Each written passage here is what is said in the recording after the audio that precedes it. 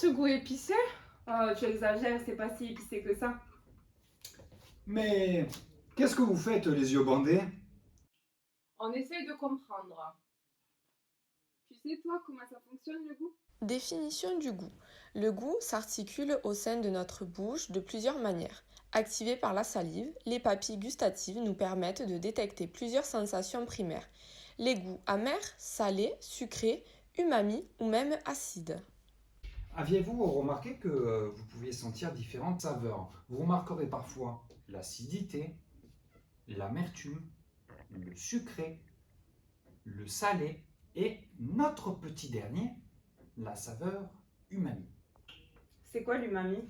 Alors l'umami est une saveur sucrée salée que l'on retrouve généralement dans les plats asiatiques, dans la sauce soja ou bien dans certains champignons. Certains la définissent comme la saveur de l'excellence, celle en haut de l'affiche. Impressionnant, non?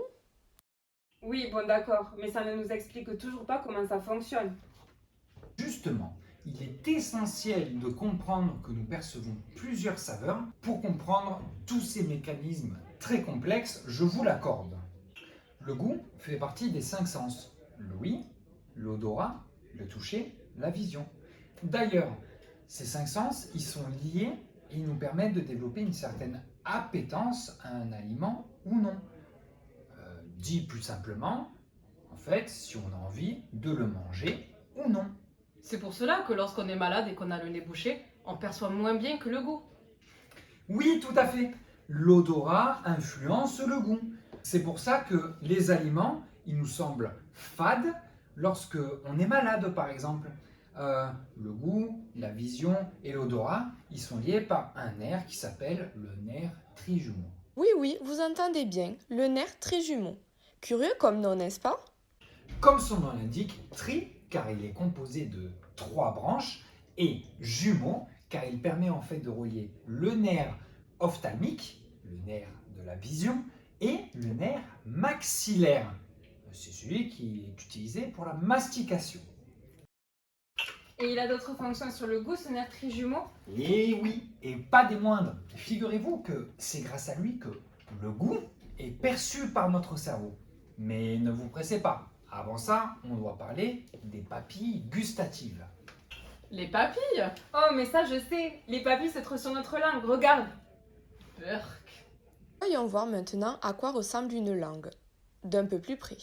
C'est ça, tous ces petits points? C'est ce qu'on appelle les papilles. Nous en trouvons sur la langue, mais pas que. Il y en a même dans les joues. C'est à cause de ça que notre langue est rugueuse. Exactement. En réalité, il existe 4 sortes de papilles. Les papilles filiformes, fongiformes, calciformes et folifées.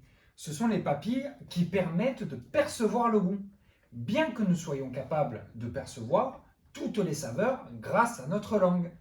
Il y a des endroits sur la langue où certaines saveurs sont perçues plus facilement qu'à d'autres endroits.